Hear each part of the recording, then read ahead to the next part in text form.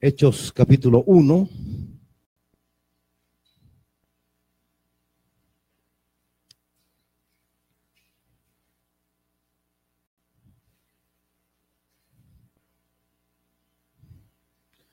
Versículo 8.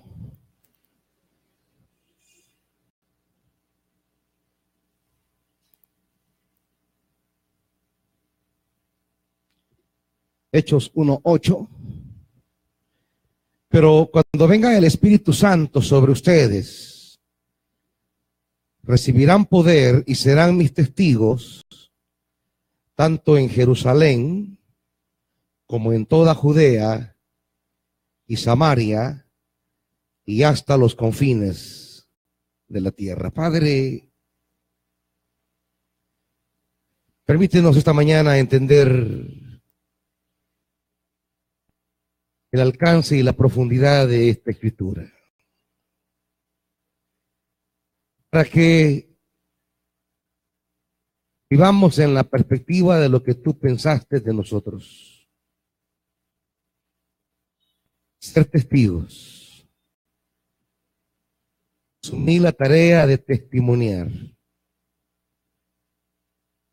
Espíritu Santo, háblenos, enséñenos, desafíenos. En el nombre de Jesús. Amén. Pueden sentarse, amados.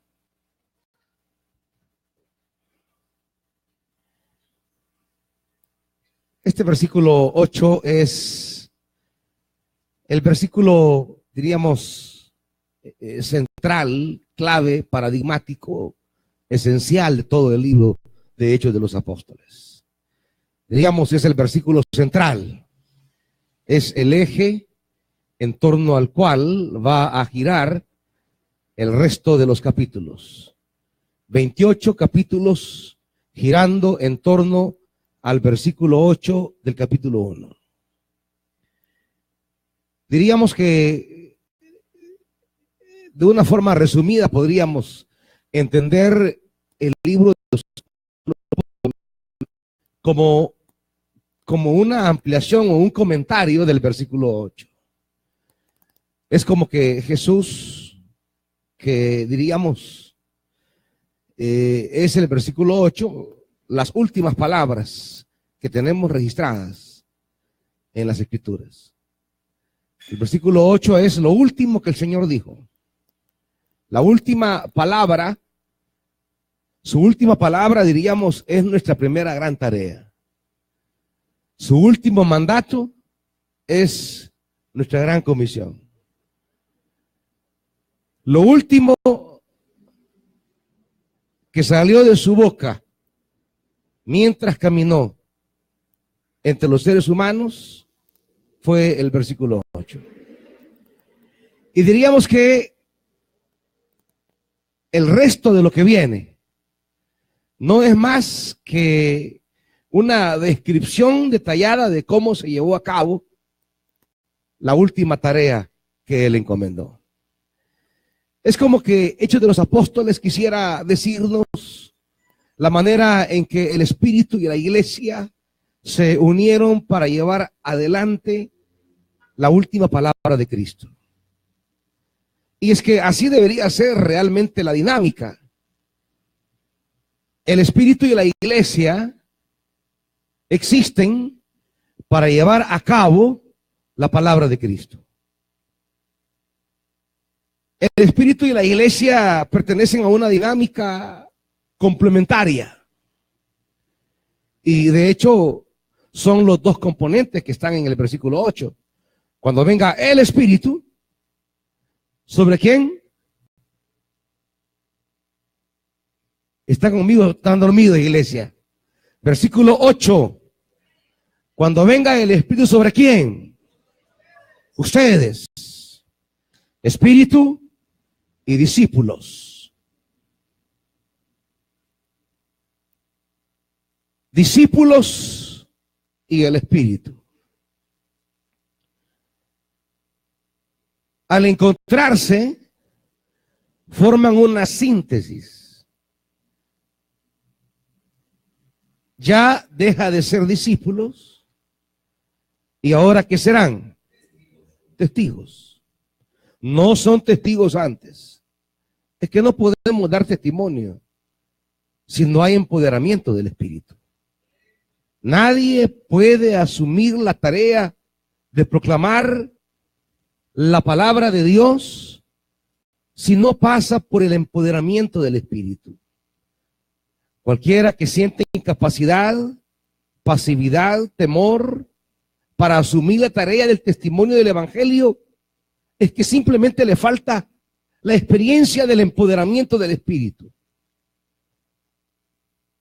Discípulos y Espíritu Santo, cuando entran en contacto, cuando llegan a ese encuentro, cuando se fusionan, se produce un resultado.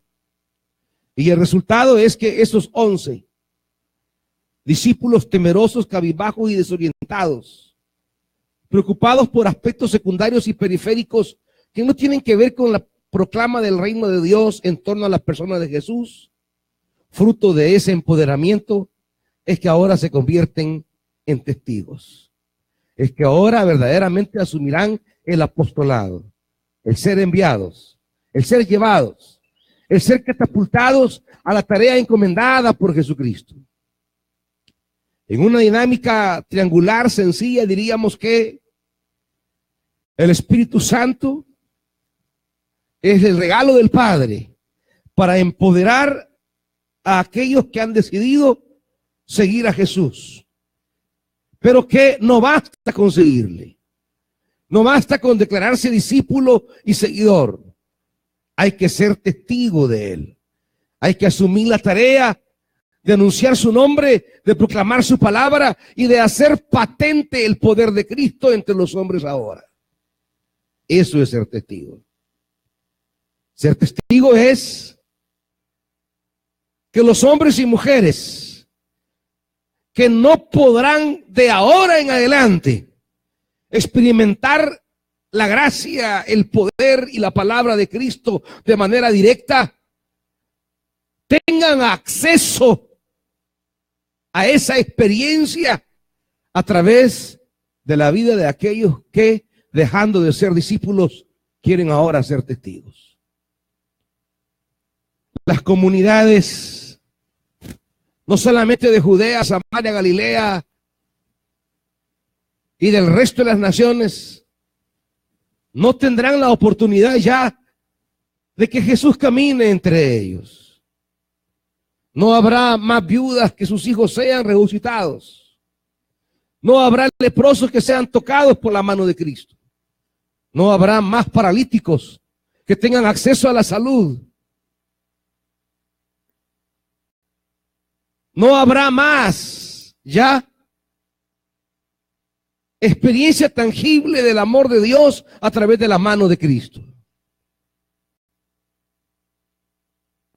Él asciende al Padre, pero no deja al mundo huérfano del amor de Dios. No deja al mundo huérfano de la potencia salvadora de Dios.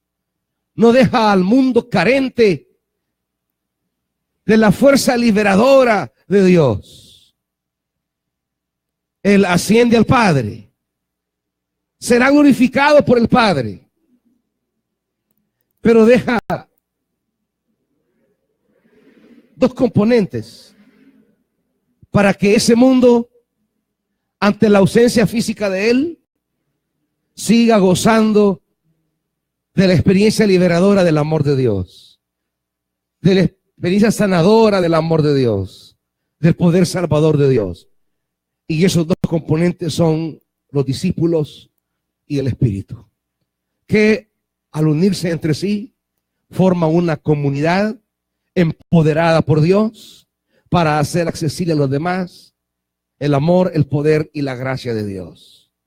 De tal manera que la iglesia no es un grupito que se reúne para celebrar cumpleaños, ni baby shower, ni té de despedida. Son cosas que se pueden dar, pero no es la esencia de la iglesia. Eso no es ser iglesia. Ser iglesia es que ella sigue acompañando a las personas haciéndoles tangible, patente, cercano, la experiencia de amor y poder que Jesús compartió con sus congéneres en Galilea. Él se retira, pero los oprimidos no quedan en el abandono. Él asciende, pero los enfermos no quedan en el olvido. Él se sentará a la diestra del Padre, pero los necesitados, los pobres, los sordos, los ciegos, los mudos, los paralíticos, no quedan relegados en un pasado oscuro. Pueden seguir siendo iluminados por ese grupo de discípulos imperfectos, pero que una vez empoderados por el Espíritu se convierten en testigos. Ya no solo son seguidores, hoy irán al frente de otros que deben unirse a la tarea redimida, a la tarea redentora, a la tarea salvadora, a la tarea liberadora. La iglesia no es una mera reunión de personas. La iglesia en Hechos de los Apóstoles o será esa comunidad que le da continuidad al amor y a la experiencia del Padre para con los semejantes, o será un grupúsculo que no tiene mayor trascendencia en esta historia, o será una nueva sinagoga que no resuelve nada de las crisis en las que la vida humana está debatiéndose entre la vida y la muerte. Jesús ascenderá al Padre, más la experiencia de la palabra, del amor y del poder de Dios para la vida de los hombres sigue ofertándose a través de una comunidad que se empodera por el Espíritu para seguir haciendo palpable esos dones divinos para aquellos que lo necesitan. Esa es la iglesia. Eso es lo que se ha de entender.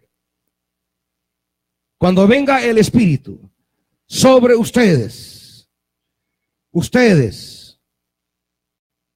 que ya no son 12, son 11, y que la cifra de 11 no debe recordar tanto la ausencia de uno, sino más bien la presencia de la debilidad y las carencias que siguen habiendo en cada uno de los que quedaron. Porque a veces al pensar en el número 11, pensamos en ese que falló. Pensamos en ese que ya no está. Pensamos en ese que se mató. Pensamos en ese infiel, en ese impío. Cuando la Biblia pasa de 12 a 11, no quiere tanto recalcarme la ausencia de ese que falló. Más bien quiere recalcarme la presencia de que las flaquezas, debilidades, tentaciones que en él vivieron también están en los 11. En lugar de ensañarnos con el uno que cayó, es de preocuparnos por los 11 que quedamos. ¿Cuánto de él hay todavía en nosotros? ¿Cuánto de él todavía queda entre nosotros? ¿Cuánto de ese que vendió al maestro? ¿Cuánto de sus pensamientos? ¿Cuánto de sus sentimientos? ¿Cuánto de su accionar todavía queda en los 11? De tal manera que en lugar de preocuparnos por olvidarlo, deberíamos de preocuparnos por recordar cuánto de él quizás todavía estamos llevando nosotros. Y saber que la muerte del traidor no anula la posibilidad de traición todavía en el cuerpo. La muerte del enfermo no elimina la posibilidad que aún exista la enfermedad entre nosotros. La muerte del que solo se preocupaba por las cosas materiales no significa que hemos quedado solo los espirituales. Mucho de la materialidad que esclavizó a Judas todavía hay en los 11. Se va a necesitar el poder del Espíritu para vencer el primer gran enemigo, nosotros mismos. Se va a requerir la potencia del Espíritu para vencer uno de los adversarios más complicados, nosotros mismos. Porque muchas veces la derrota del pueblo de Dios no viene a causa de los enemigos.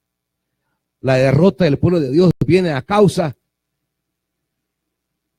de las mentalidades, los pensamientos, las opciones, las decisiones de nosotros mismos. La grande derrota del pueblo de Dios en el Antiguo Testamento no es porque los enemigos eran más grandes, más fuertes o militarmente más aptos. No. Es más, la Biblia va a testificar de cómo unos pocos pudieron derrotar a muchos.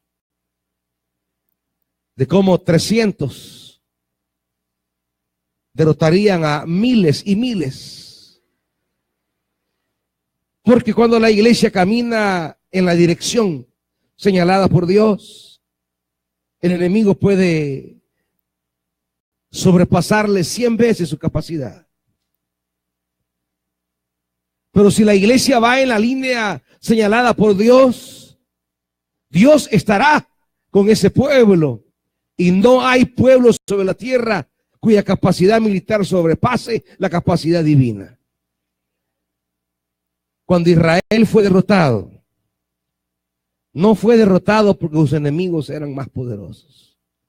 Fue derrotado porque ellos estaban desorientados espiritualmente. Fue derrotado porque ellos habían olvidado las cosas más básicas de agradar a Dios.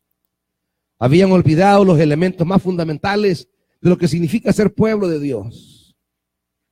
Cuando Israel había olvidado esos componentes fundamentales y esenciales de lo que significa ser pueblo de Dios, entonces quedó a expensas de sus enemigos. Quedó a la deriva como un barco sin timón y sin ancla. Y fue objeto de los deseos opresores de sus enemigos. Se requerirá la potencia del Espíritu para superar lo único que verdaderamente puede derrotarnos. Y es nosotros mismos. A la iglesia no la puede derrotar ni el infierno. Ya lo dijo el Señor. Las puertas del Hades no prevalecerán contra ella. Ya lo dijo Jesucristo. El diablo y los demonios fueron derrotados en la cruz, exhibidos en la cruz del Calvario, exhibidos públicamente como derrotados por Jesucristo. Es que no es al infierno que hay que tenerle miedo. No es al diablo ni los demonios. No es a ellos a que hay que tenerle pánico. Están derrotados. Cristo los venció. Al que hay que tenerle miedo es a usted mismo. Cuando se mira al espejo, no mire su piel, no mire su pelo. Vea los demonios que lleva adentro. Vea los Judas, que aunque numéricamente ya no están, han dejado una herencia en usted. Vea el Judas, que sigue siendo traidor a la causa de Jesucristo, que sigue preocupado por cosas irrelevantes, que sigue robándole a Dios, que sigue haciendo alianza con los poderosos, que sigue buscando la grandeza humana, que sigue viviendo en la perspectiva de la carne y ha olvidado los asuntos del reino y del espíritu. Cuando se mira al espejo, trate no solo de ver su estética, trate de ver la profundidad de su mente y de su corazón, de las cosas que en usted conspiran contra la tarea que Dios le ha encomendado. Trate de ver lo que hay en usted que echa a perder lo que Dios ha construido, lo que Dios está construyendo y lo que Dios tiene por construir para usted. Nos fijamos en los enemigos espirituales y físicos, pero no nos fijamos en el poder destructivo de nosotros mismos. Se requerirá mucho poder del Espíritu para poder vencer al verdadero enemigo del proyecto de Dios sobre la tierra, nosotros. ¿El diablo es enemigo de Dios? Sí. ¿Los demonios son enemigos de Dios? Sí. Pero ellos no pueden echar a perder el plan de Dios porque Él ya lo derrotó. Pero como dije al principio, el Señor Jesús encarna el modelo ideal, el encuentro de lo humano con lo divino. Y ese encuentro entre lo divino y lo humano en Él, su carne, el espíritu, produjeron un siervo del cual Dios pudo decir, en Él yo tengo contentamiento. La persona de Jesús es la experiencia visible de esa síntesis entre lo humano y lo divino, entre la carne y el espíritu, entre las pasiones y las visiones divinas, entre la perspectiva humana y la perspectiva divina. Se dan ese encuentro desde el vientre de María, se da ese encuentro en el Jordán, cuando el Espíritu posa sobre él y lo empodera para la misión. Los temores humanos, en ese encuentro con la potencia divina, produce un testigo, produce un apóstol, el apóstol de los apóstoles, Jesucristo. Él es el modelo de servicio a seguir. Pero Él ascenderá al Padre. Otra vez, se requiere el encuentro de lo humano y lo divino para proseguir la tarea del resucitado. ¿Quién es lo humano? Los discípulos. ¿Quién es lo divino? El Espíritu Santo. ¿Quién es lo humano hoy? Nosotros. ¿Quién sigue siendo lo divino hoy? El Espíritu. La pregunta que hemos de hacernos es si la iglesia sigue siendo la síntesis perfecta a imagen de Cristo entre lo humano o lo divino. Si la iglesia sigue siendo verdaderamente esa fusión que hubo en Cristo Jesús para dar testimonio adecuado del amor, de la misericordia y del poder de Dios ahora. Tengan por cierto que indudablemente lo divino no ha de fallar. El Espíritu no falla, pero nosotros sí fallamos. Es allí donde a veces nosotros entorpecemos la síntesis entre lo humano y lo divino para provocar una comunidad de siervos y de siervas. Porque a veces el corazón nuestro no está centrado en la vocación, no está centrado en la palabra, no está centrado en el reino, no está centrado en el llamamiento. El corazón a veces gira en torno a otros intereses que desorienta. El corazón de Judas no estaba donde tenía que estar. Su corazón no estaba centrado en lo que debía estar centrado. La mujer unge el perfume carísimo sobre Jesús, mas él no ve ese gesto sacrificial y profético de la mujer. Él ve un dinero que no llegó a su bolsillo. Él ve el desperdicio material de algo que él pudo tener. Él ve la fuga de dinero al cual pudo acceder. Su corazón no estaba en la mirada correcta, en la perspectiva adecuada, en la mirada divina, porque su corazón tenía otros intereses. Esos otros intereses son los que no nos permiten seguir teniendo esta fusión entre lo humano y lo divino para poder ser testigos. Por eso muchos siguen siendo discípulos y se quedan en el plano de seguidores, porque nunca logran superar las desorientaciones de su corazón y no se permiten ser llenados, planificados por el Espíritu para poner su mentalidad, sus ojos en la perspectiva correcta y dejar de ser ya el plano de seguidores y poder pasar al frente a ser instrumentos del amor y del poder de Dios.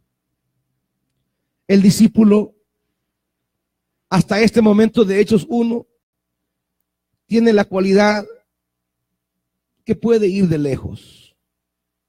Los evangelios van a testificar que en la hora candente, en la hora difícil, en la hora complicada, aún Pedro le seguía de lejos. Los discípulos pueden abandonar el camino. Los discípulos pueden dejar de ser discípulos, porque encontraron otro derrotero, otro rumbo, otra luz, otro camino. Descubrieron otros senderos. Dejan de seguir. Tienen otras prioridades. Van en pos de otras realidades. Se desconectan de la vocación. Dejan de oír la palabra. Se enrumban por el camino equivocado. El testigo, el que ha dejado de ser ya solo discípulo y ha sido revestido de la potencia del Padre, se vuelve testigo. Ya no va siguiendo, ahora va al frente y otros le van siguiendo. Se convierte en faro, en lámpara. Se convierte en lumbrera que guía a otros. Ahora ya es testigo.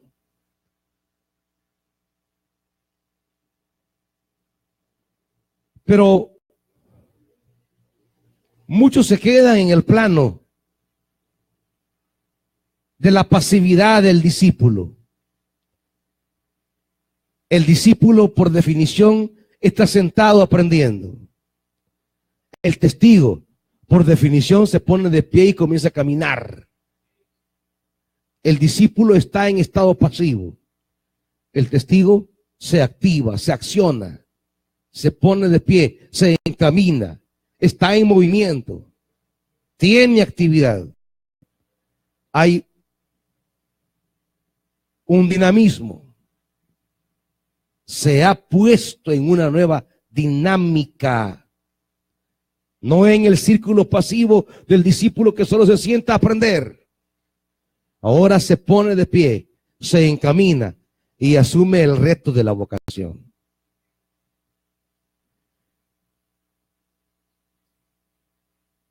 Jesús les dijo a los discípulos: esperen, porque eso es lo que puede hacer el discípulo nada más. Quedarse quieto y esperar. Más, una vez que ese discípulo, que significa lo humano, tiene el encuentro con lo divino y se fusiona lo divino y lo humano, el Espíritu de Dios y el discípulo, se produce un resultado de una persona que tiene un fuego por dentro. Una persona, una comunidad que siente una carga que se siente deudor, que se sabe a sí mismo con una tarea, que se mira al espejo y no se pone a ver el pelo ni los labios, sino un hombre endeudado, pero no con la banca, un hombre endeudado con el mundo, porque el Espíritu sobre él le coloca un peso, una carga, una angustia, que Pablo la logra expresar en 1 Corintios 9 cuando dice: ¡ay de mí! Detrás de ese ay hay un pesar, un dolor, una aflicción, una angustia, carente en el discípulo, pero presente en el testigo. El discípulo no tiene esa angustia. No sale de su ser el ay del apóstol. El discípulo sale ay, pero son los ayes. Los ayes que tienen que ver, ay, no tengo para comer. Ay, me duele tal parte. Ay, son los ayes de la ineficiencia. Son los ayes de lamentos. Son los ayes que vienen de sus preocupaciones que se mueven en el plano meramente humano y material. El testigo, esos ayes no serán los ayes decisivos. Para el testigo, el ay que brota de su corazón es el dolor de no estar cumpliendo con la vocación entregada. No es el ay que no tengo para pagar la luz. No es el ay que no tengo para comprar un par de zapatos. El discípulo que se preocupa por la mera sobrevivencia, por simplemente estar bien. El discípulo que da ay porque está atravesando situaciones adversas, problemáticas y difíciles. Porque le aflige su situación, su familia, su necesidad. Es el ay de las cosas que él vive. Más el testigo dirá un ay por las cosas que le pesan a Dios. Porque lo divino en él, el Espíritu Santo, le trae la carga del corazón de Dios a su vida. El Espíritu le acerca el sufrir divino. El Espíritu trae sobre él el pesar celestial. El Espíritu lo dota de un sentimiento, de una carga, de una aflicción, de un pesar que no tenía como discípulo. Pero que ahora lo celestial ha caído sobre él en el Espíritu Santo. Y ahora él se mira a sí mismo y se siente deudor a una vocación, deudor a una tarea, deudor a un llamado. Y entonces, como Pablo dice, ¡ay de mí! Si no anunciara el evangelio. ¡Ay de mí si no anunciare el evangelio! El testigo entonces se vuelve ya alguien que representa lo divino sobre la tierra. Alguien que comienza a ver la vida en una dinámica espiritual y no material. Que comienza a ver la vida en la dinámica de los ojos de Dios y no solamente desde nuestro egoísmo. Comienza a ver y a sentir el corazón de Dios respecto a los demás y no solamente se acerca como aquellos que llegan donde Jesús. Maestro, dile a mi hermano que comparta la herencia conmigo. Discípulos que se acercan para que el Señor resuelva problemas materiales entre ellos. Discípulos que se acercan para que Dios resuelva dificultades entre ellos. Y no es que Dios no va a resolver problemas entre nosotros. No es que Dios no va a traer ciertas provisiones para nuestras necesidades. Pero no es ese el todo de acercarme a Cristo. Más allá debemos ir. Iglesia somos cuando caminamos un poco más allá de las cosas que preocupan a cualquier religioso.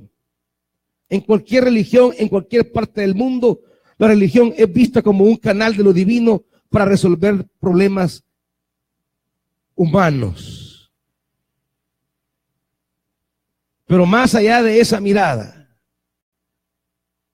necesitamos conectarnos a lo divino que es el Espíritu Santo para convertirnos en signos de la presencia de Dios. De tal manera que Cristo no puede ya seguir tocando leprosos, pero aquí están sus manos. De tal manera que Cristo ya no puede seguir caminando por Galilea, por Judea, por Samaria, pero aquí están sus pies. De tal manera que Él ya no se puede sentar en un monte, abrir su boca y comenzar a enseñar las verdades del reino, pero ahí están sus bocas. De tal manera que Él ya no puede seguir haciendo palpable el poder y el amor de Dios al necesitado, pero aquí está usted. Y en la medida que entendemos esto que dice Jesús, en la medida que asumimos esto que dice Jesús y dejamos la pasividad del discípulo y nos activamos por el Espíritu a la tarea del testigo, del apóstol, del mensajero, del misionero, nos convertimos en los nuevos Cristos para el mundo ahora. La iglesia es Cristo en la medida que asume esa presencia divina y asume con eficacia el llamamiento celestial. Por eso, para Efesios y Colosenses, la tarea de la iglesia es convertirse en un Cristo para el mundo hoy. Por eso la iglesia va a prolongar en su existencia no solo las capacidades divinas para bendecir al mundo, sino también los sacrificios a causa de la misión. Los sacrificios de Cristo, dirá Pablo, se van completando en una iglesia que asume la misión. Cuando participamos de la misión y hay sufrimiento a causa de eso, estamos completando los padecimientos de Jesús en la cruz, es lo que dirá Pablo en Efesios. Imagínese usted semejante misterio. Semejante misterio que significa que Pablo piensa que quedaron pendientes algunos suplicios de Cristo en la cruz y que esos son completados por la iglesia que asume la misma tarea de Jesucristo. Lo maravilloso de esto es que si en nosotros se sigue completando el sufrimiento a causa del servicio, también la glorificación que se dio en Cristo se completará en nosotros. Por eso la mirada celestial siempre es nuestra glorificación. Al igual que Jesucristo seremos glorificados. Pero tenemos que pasar por el camino del Gólgota. Ese es el camino que no le gusta a la gente. Que no le gusta a ustedes ni a mí. ¿Qué gusto hay en sufrir? ¿Qué gusto hay en padecer? ¿Qué gusto hay en ser vituperados a causa del servicio? A nadie le gusta eso, pero es parte del llamamiento celestial. El tema no es si nos gusta o no nos gusta. El tema es entender que los vituperios han de venir a nuestra vida a causa de la labor de testigo que vamos a tener. Pero que luego de esos vituperios viene la gloria. Después de la cruz siempre viene la gloria. Siempre vendrá ese sepulcro vacío que habla de la resurrección. Hermanitos, ser discípulos es fácil y es bonito. Es estar bien lindo ahí, sentadito.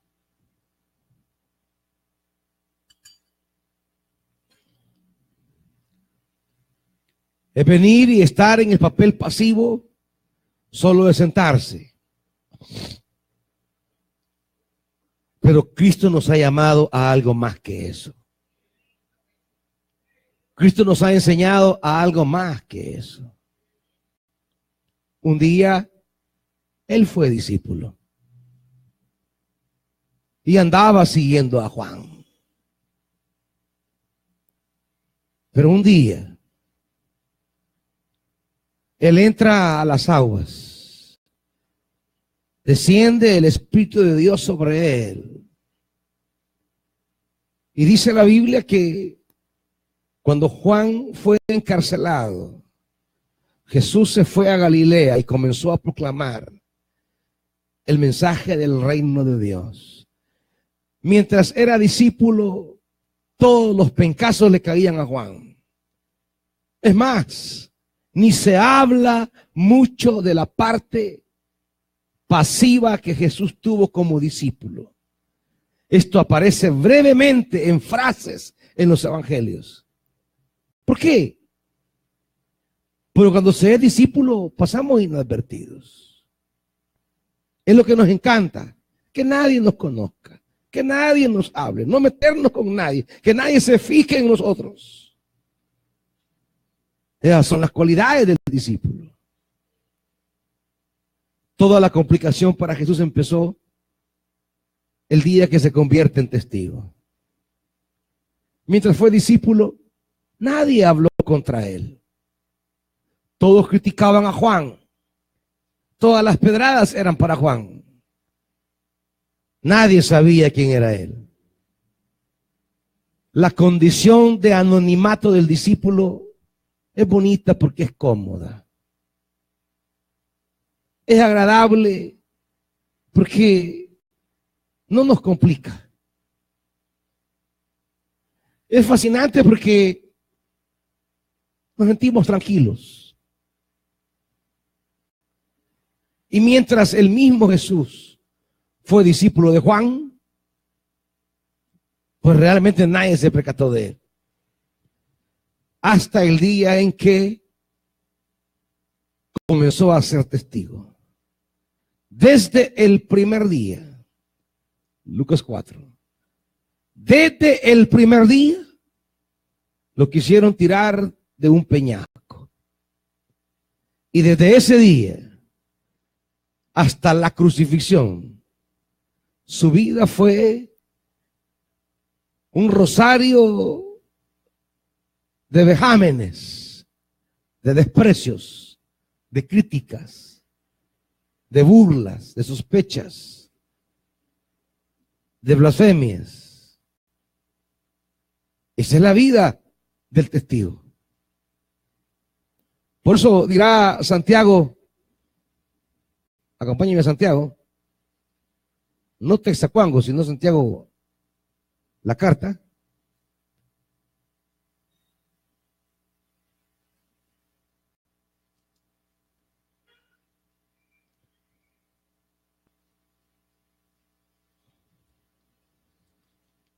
Capítulo 1, versículo 2. Santiago 1, 2. Hermanos míos, considérense muy dichosos cuando tengan que enfrentarse a ¿qué, iglesia? A diversas pruebas. Considérense ¿cómo? ¿Por qué la cara larga entonces? ¿Por qué la incomodidad, el enojo, el deseo de dejar de servir, el ya no volver a subir, el ya no seguir en este ministerio? ¿Por qué? Porque no entendemos la dicha del sufrimiento. Digo sufrimiento a causa del evangelio, no a causa de decisiones locas. No, el sufrimiento a causa de asumir la tarea del testigo, de abandonar la comodidad del anonimato del discípulo y de asumir públicamente un compromiso visible con la tarea encomendada por Jesucristo. La acción suprema del Espíritu Santo, más que vencer al mundo, más que vencer al diablo, es vencer la comodidad suya de ser discípulo para convertirlo en testigo. Recibiréis poder y seréis testigos. Recibiréis poder y seréis ya no discípulos, testigos. Demasiado tiempo fueron discípulos. Ahora van a ser testigos. Demasiado tiempo estuvieron ahí en el anonimato, de lejos, siguiendo, pero de lejos, a oscuras, en la comodidad del desconocimiento. Pero cuando decidimos salir de la comodidad del anonimato y nos ponemos en lugar de Cristo, ¿me están siguiendo entonces? Cuando ya no voy tras Cristo, sino que ahora estoy en el lugar que Cristo estaba, sino que ahora asumo la actividad pública de Jesús, porque Él no está más entre nosotros. Él ya no está más en Galilea, pero ha dejado el Espíritu y los discípulos, que en esa sinergia, en esa unión, en esa tensión de encuentro, la tarea fundamental del Espíritu es convertir a ese discípulo en un testigo. Por eso dije al principio, lo que pone en riesgo la tarea de Dios en el mundo no es el diablo. Lo que pone en riesgo el plan de Dios en el mundo no son los demonios. Lo que pone en riesgo la acción divina en el mundo somos nosotros. Cuando no queremos entrar en esa relación, en ese encarnamiento con el Espíritu para asumir la tarea de ser testimonio. Las iglesias hoy día están llenas a cantará de discípulos. Y algunos ni siquiera discípulos, meros creyentes. Ni siquiera llegan a discípulos. Son creyentitos nada más. Que hoy pueden creer en Dios y mañana creen en un indio allá que hace brujería en Izalco. Son creyentes. Creen en cualquier cosa que les traiga bien. Son creyentitos. Se van a unir y a plegar y van a seguir lo que quiera, a Dios y al diablo, siempre y cuando les vaya bien. Porque realmente no persiguen una visión divina, sino intereses personales. Y las iglesias están llenas de creyentitos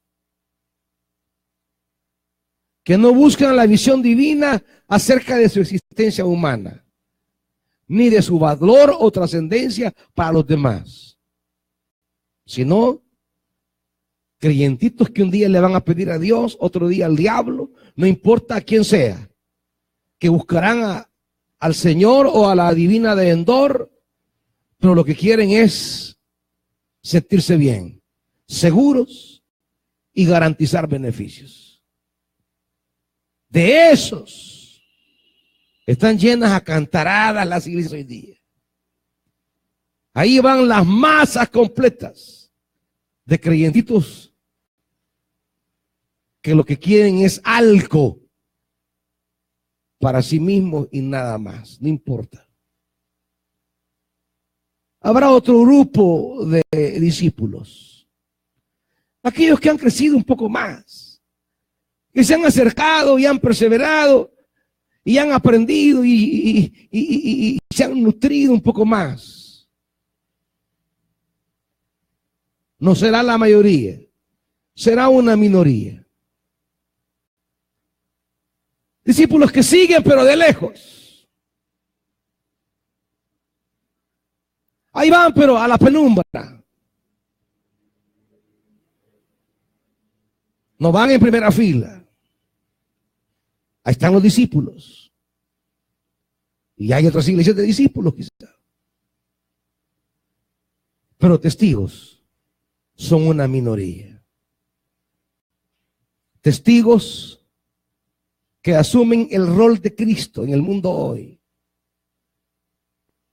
Testigos que más allá de la búsqueda de beneficios particulares y personales, testigos que más allá de la comodidad del anonimato, deciden ponerse al frente y asumir la tarea misma de Cristo Jesús.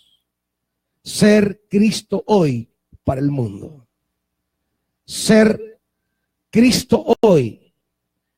Pero no en el sentido de creernos mesiánicos o redentores, como si nosotros salvásemos a las personas, sino ser Cristo hoy en el sentido de asumir la tarea, la vocación, el llamado que Jesús encarnó entre nosotros y ahora nos toca a nosotros. Pero para eso se requiere vencer una serie de mentalidades, comodidades, que están presentes en los discípulos. Por eso al hablar de los 11, más que hablar de la falta del traidor, hay que hablar de lo que había en ese traidor que aún hay en nosotros y que sigue traicionando la vocación entregada por Jesucristo. Más que hablar de ese ladrón que se ahorcó, hay que hablar de las cosas que nosotros seguimos robándole al evangelio y a la causa del reino en el mundo. No hemos metido la bolsa, la mano en la bolsa, quizá. Pero ¿qué hemos robado? Le hemos robado a muchas personas oportunidades de encontrar la gloriosa visión de la cruz. Le hemos robado a muchas personas la oportunidad de compartirles el glorioso mensaje de salvación. Porque la búsqueda de nuestros intereses personales ha asfixiado la vocación del Espíritu en nosotros. Porque la comodidad del anonimato ha ahogado la voz del Espíritu que me convoca.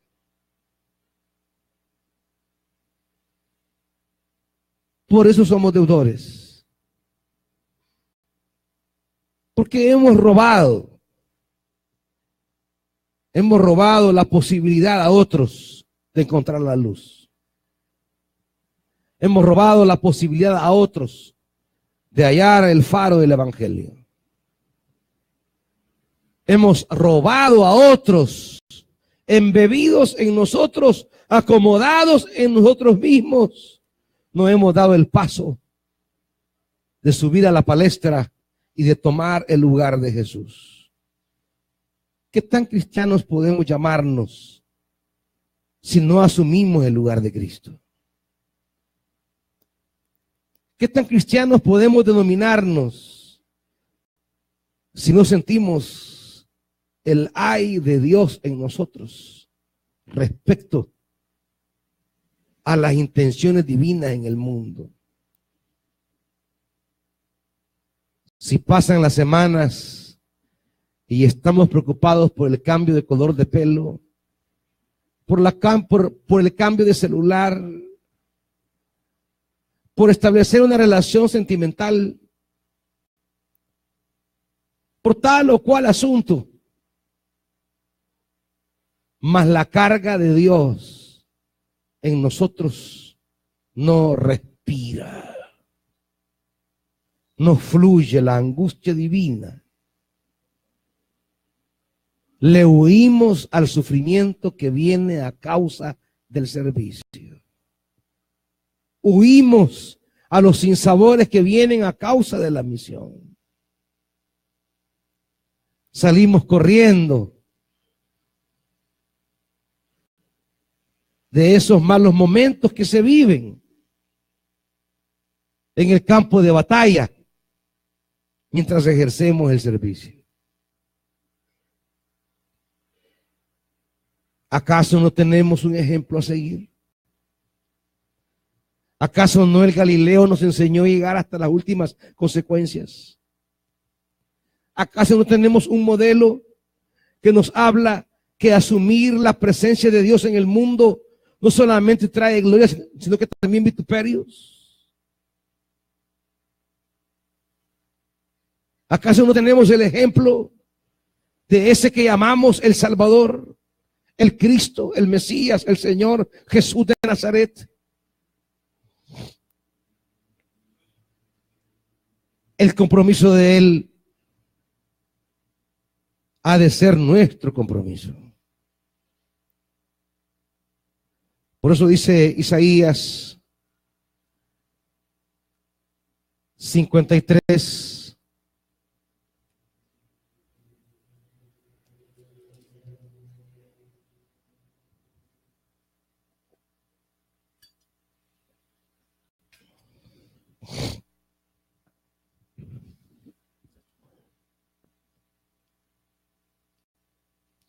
Comencemos con el 52, versículo 13.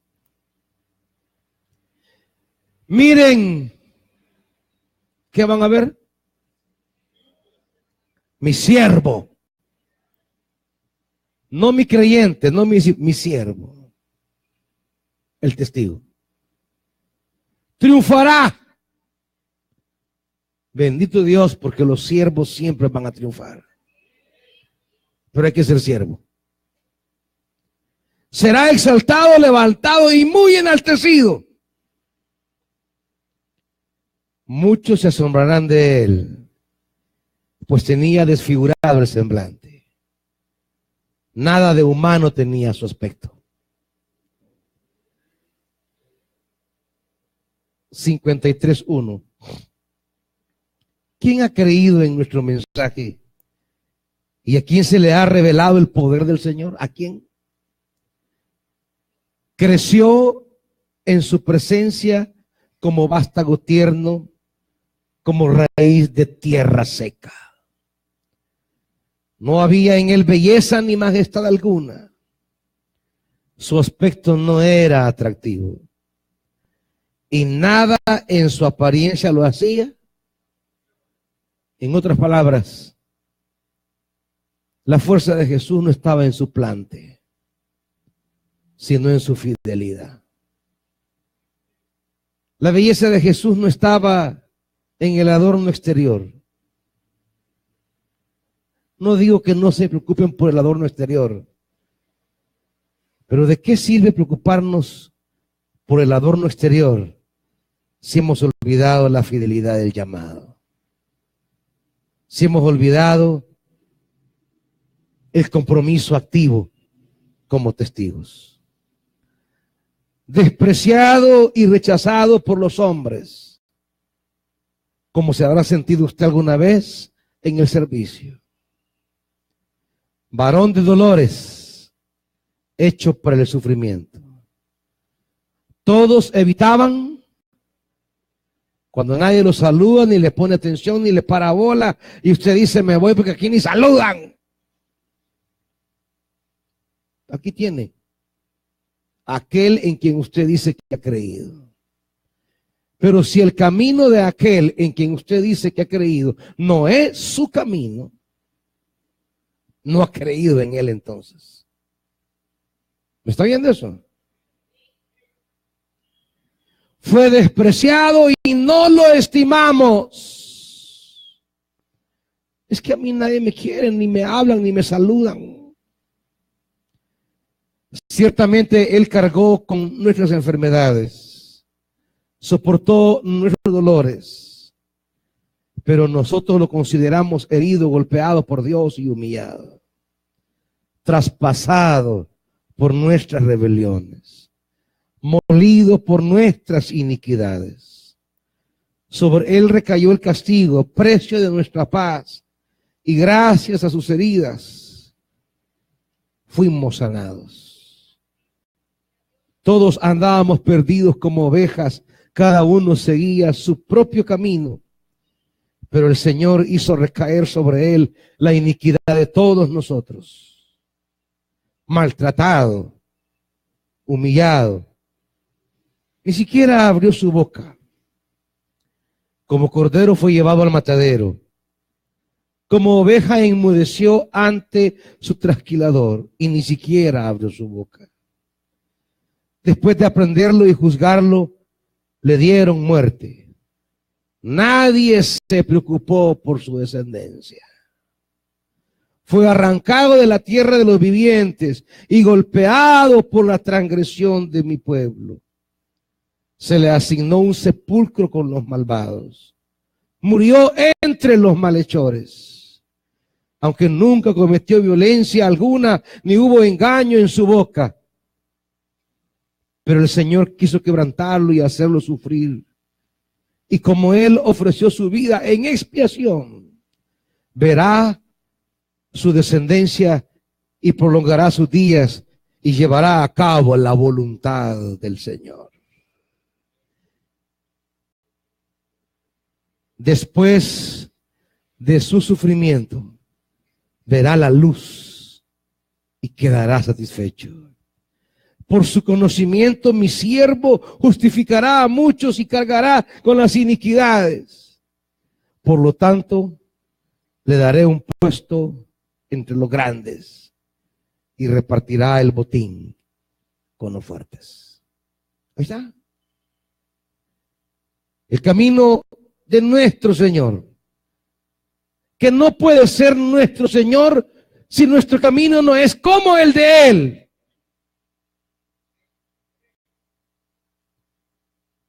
Decir creo en Cristo, pero no voy en el camino de Él, eso no es creer en Cristo.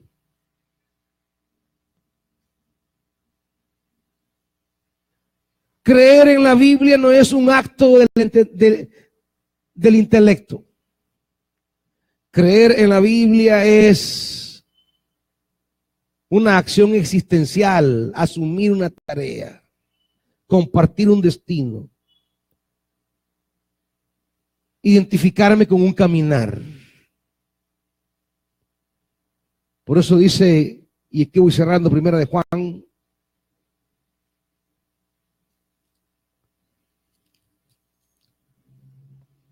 primera carta de Juan, capítulo 2,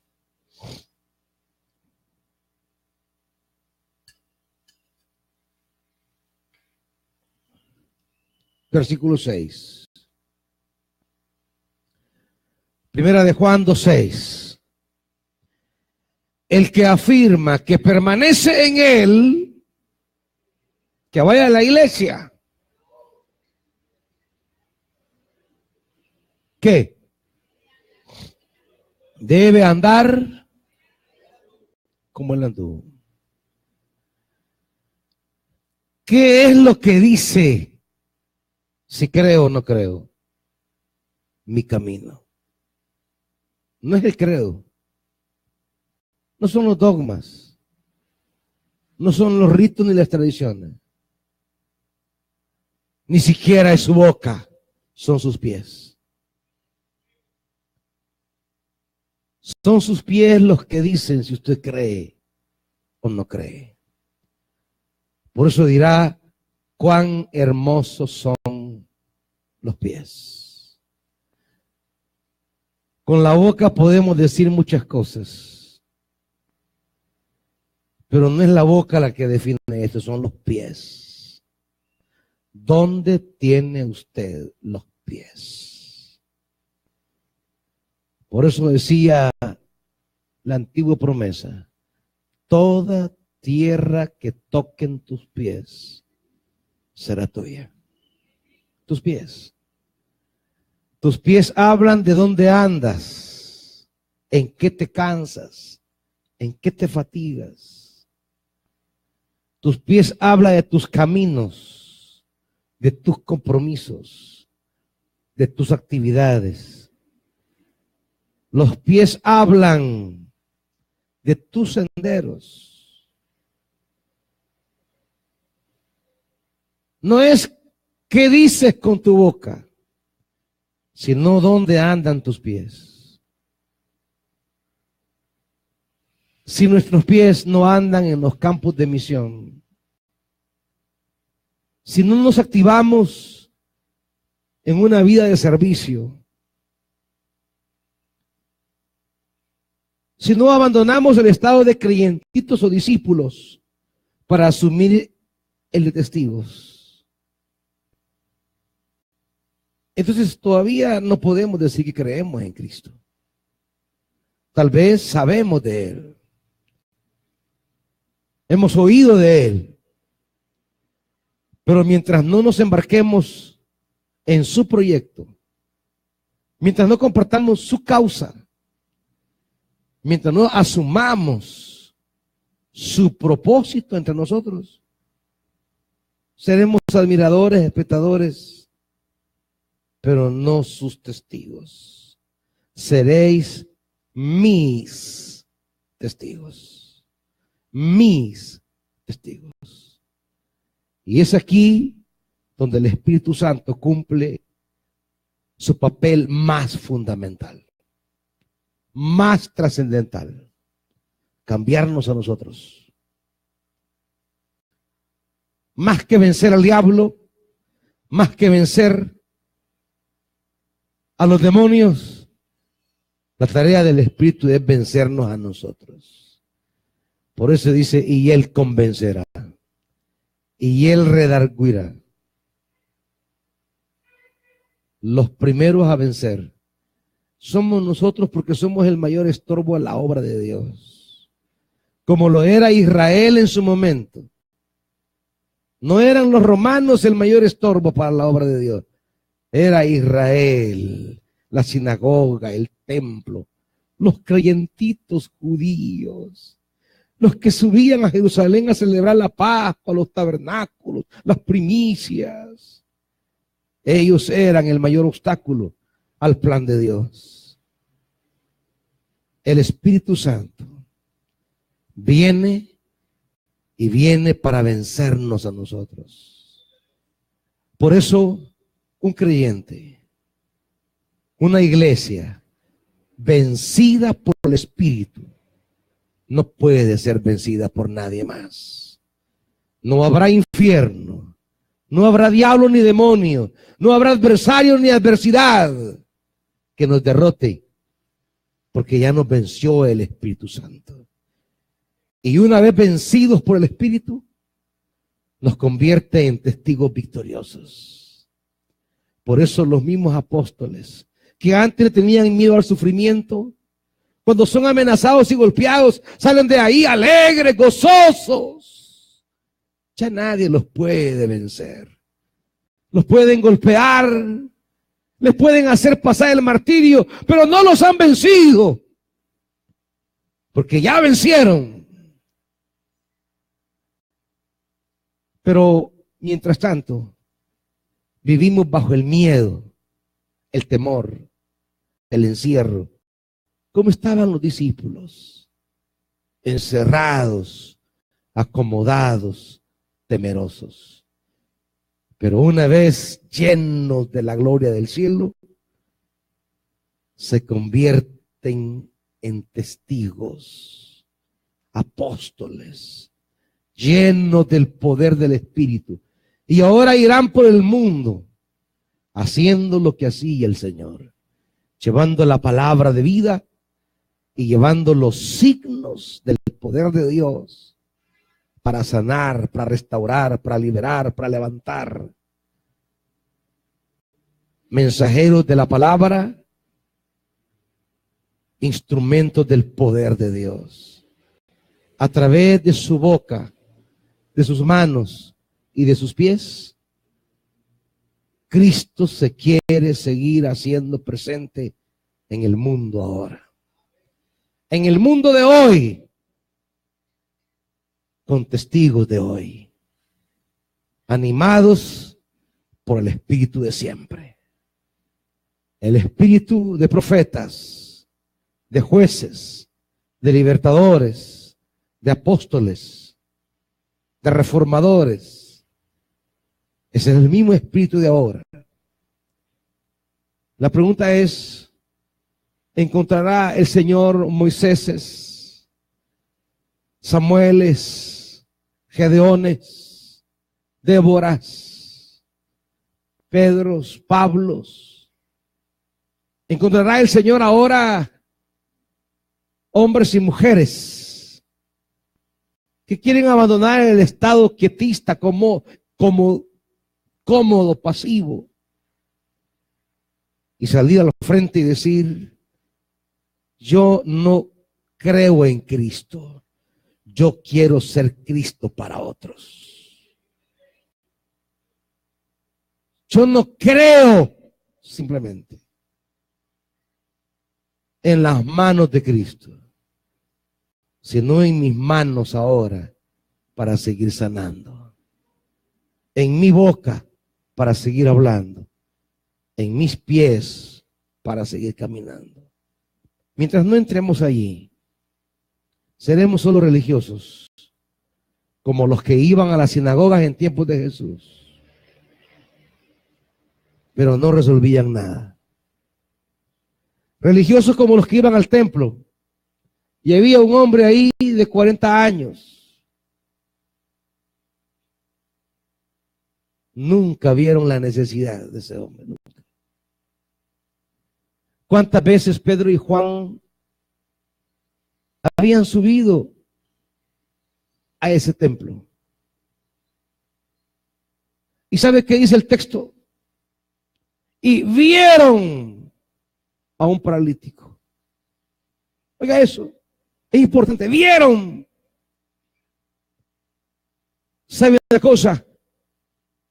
¿Cuántas veces subieron y nunca lo habían visto?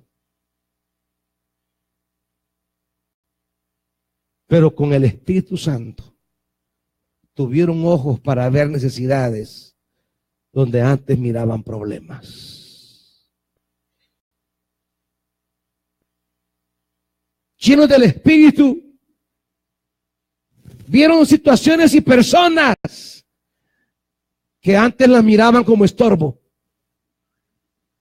pero ahora hay una nueva mirada. La mirada del Espíritu, que abre nuestros ojos y nos pone al servicio de esas necesidades. El creyente busca cómo resolver sus necesidades. El testigo busca cómo servir a las necesidades de otros con el poder de Dios. Una iglesia así urge en este país.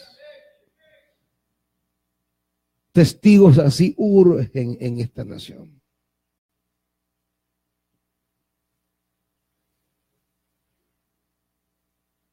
Donde en los ojos humanos miramos con desprecio a ciertas personas por cosas propias de su estilo de vida, con los ojos del Espíritu podremos ver personas con necesidades del amor de Dios. Póngase de pie, iglesia.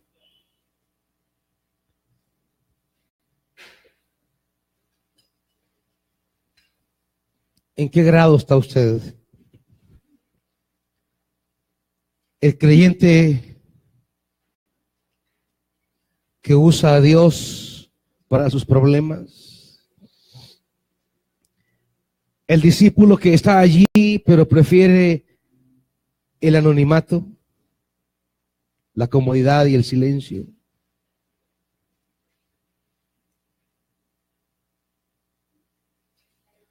O ser testigos. Ser Cristo hoy para el mundo. Espíritu Santo,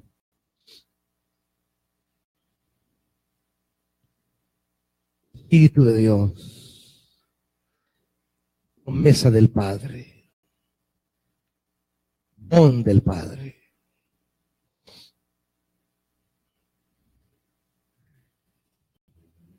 Vamos. No queremos ser una iglesia cuya tarea es acumular números de creyentes. No queremos ser una iglesia descomprometida, acomodada.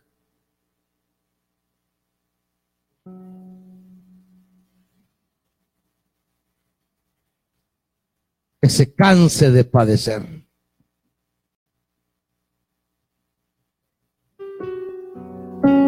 No queremos parar de sufrir como lo anuncia hoy día la iglesia, sino seguir asumiendo el sufrimiento que viene a causa de tomar la tarea de Cristo, sabiendo que la cruz es el camino a la gloria.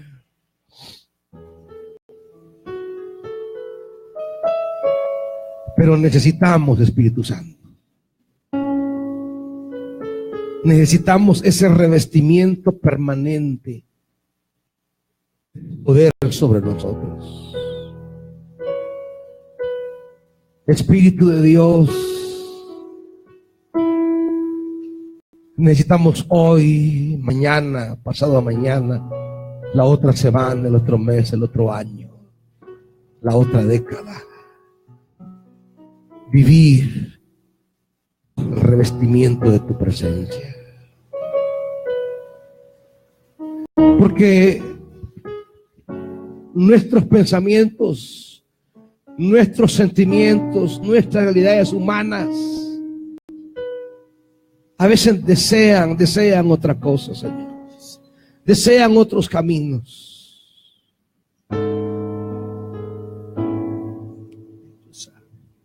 Pero en un mundo que pasa tan rápido y en una vida tan pasajera y efímera, queremos vivirla asumiendo el llamado celestial. Espíritu Santo, revístenos siempre de tu poder,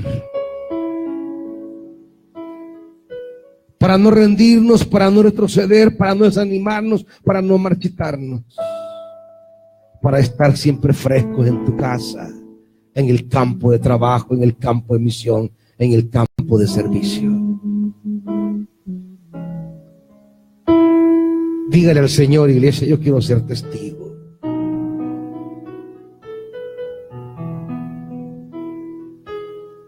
Ser la mano de Cristo hoy, los pies de Cristo, la boca de Cristo.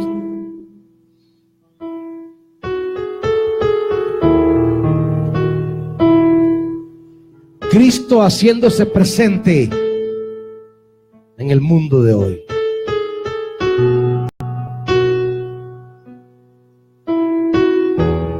Dígale al Señor este canto. Preséntese, ofrézcase. Señor, ofrézcase al Cristo. Me has mirado a los ojos. Heme aquí. Envíame a mí. Sonriendo, dijiste mi nombre. Y el Espíritu Santo en la arena llenará su vida de poder. he dejado mi barca. Como llenó a Jesús de Nazaret, Junto a ti, lo llenará a usted también. buscaré otro Para que sea Cristo ahora. Tú has venido a la orilla, Dígaselo. no has buscado a sabios ni a ricos. Espíritu Santo, muévete con poder en la vida de aquellos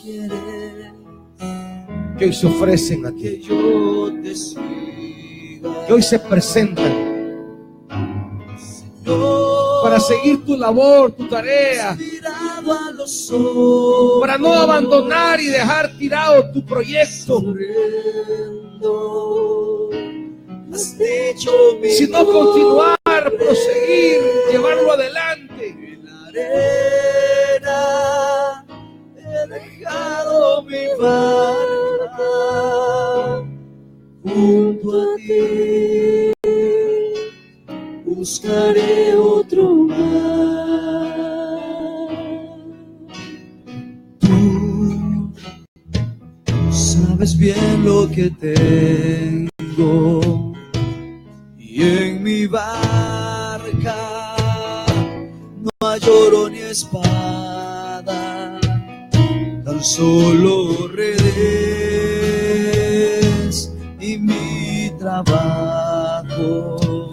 Él sabe de ti. Señor, me has mirado a los ojos. Él te conoce. Sonriendo, has dicho mi nombre. Sabe tus luchas. Arena, he dejado mi mano. Él sabe tus cosas. Junto a ti, Pero también Él sabe que el camino para que venzas y triunfes es servirle. Es servirle.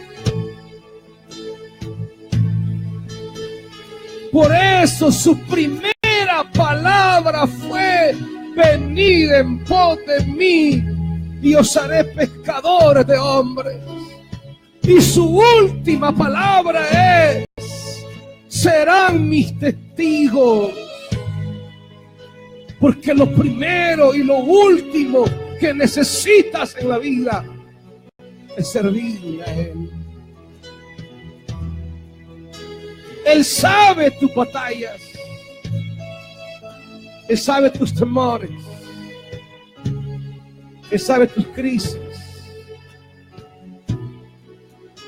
No ignora tus lágrimas. No ignora tus luchas. No ignora tus cargas. Él conocía las batallas de Pedro y Andrés, de Juan y Jacobo. Él sabía las luchas de Natanael.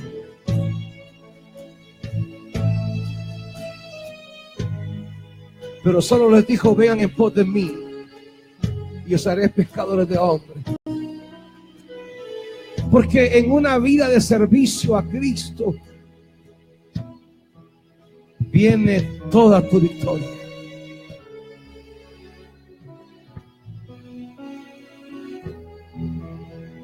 Si alguien esta mañana quiere presentarse delante del Señor para decirle: heme aquí, soy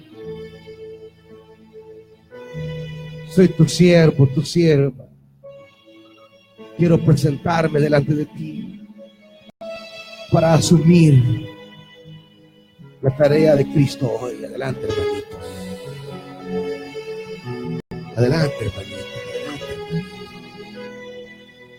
Venga, adelante, Señor.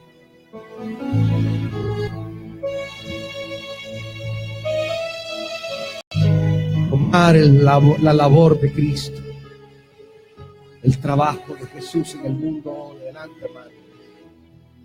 Adelante, hermanitas. Adelante, siervo. Preséntese hoy como sierva de Dios, como siervo de Dios. Adelante, hermanita.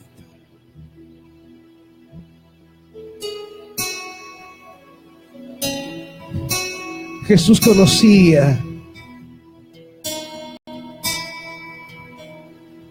la vida de cada uno de los discípulos. Adelante, hermano. viajaba en triste soledad. Jesús sabía de sus carencias,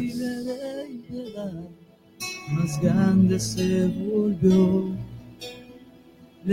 pero lo que Él les propuso fue unirse a Él en la tarea de rescatar al mundo, de sanar y salvar al mundo, porque en ese camino viene la bendición. Camino del Calvario, la victoria sobre tus conflictos está en el camino del servicio. Mi cuerpo doble. La victoria sobre tus enfermedades está en el camino del servicio. Que el alba ya vendrá. La victoria en las cosas que hoy están estremeciendo tu hogar está en el camino del servicio. Te bendiga, hermano. La victoria en las cosas que están sacudiendo a tu esposo, a tu esposa, a tus hijos está en el camino de unirse en el trabajo de Cristo. Su senda por andar.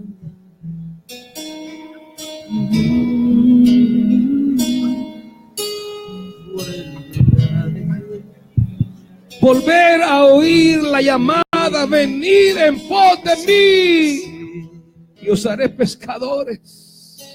Mi hogar de eterna Espíritu gloria, Santo, derrámate una vez te más. abandoné. Derrámate, amado Espíritu Santo, para empoderar a esta grey y ser Cristo ahora. Hoy caminaremos unidos tú y yo. Derrámate como en Pentecostés. Tu cruz levanta y Derrámate ven como en el Jordán sobre Jesús. en pos de mí. Derrámate como aquellos en Éfeso, como aquellos en Samaria. Derrámate, Espíritu de Dios, para levantar hombres y mujeres que encuentren su victoria en el camino del servicio.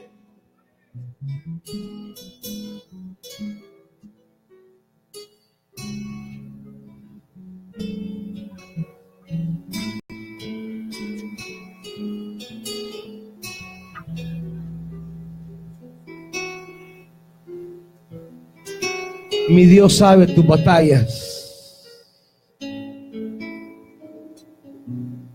pero a veces pensamos que la victoria está en seguir mi mente y mi corazón. Pero no, iglesia, está en seguir la mente y el corazón de Dios.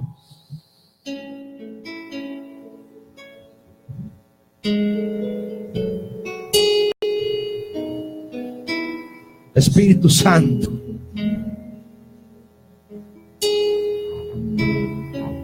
llena de tu presencia esta grey, estos hombres y mujeres, Dios, que en medio de su batalla vienen para decirte: aquí estoy, Señor.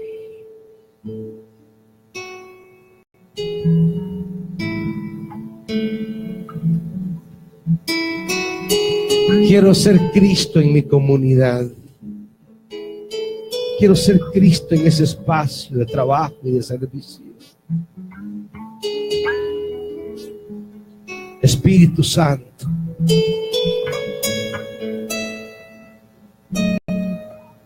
llénenos de su presencia.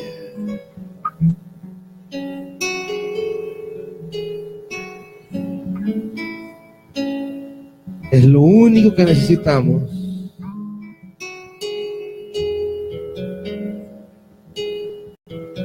No necesitamos plazas de la Biblia,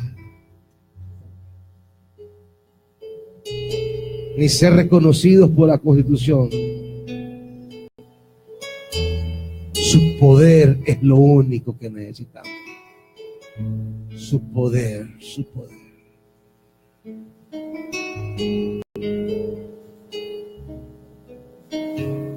En el nombre glorioso de Jesús. Aleluya. Dios te bendiga, iglesia. A través de mí, Jesús brilla. A través de mí, Jesús brilla.